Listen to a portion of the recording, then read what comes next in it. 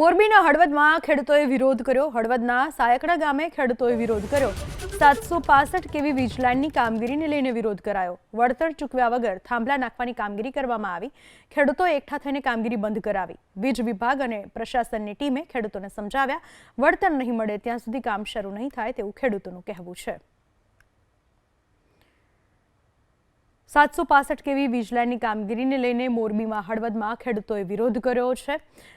વળતર ચૂકવ્યા વગર થાંભલા નાખવાની કામગીરી કરવામાં આવી, જેને લઈને ખેડૂતો એકઠા થયા અને કામગીરી બંધ કરાવી દીધી.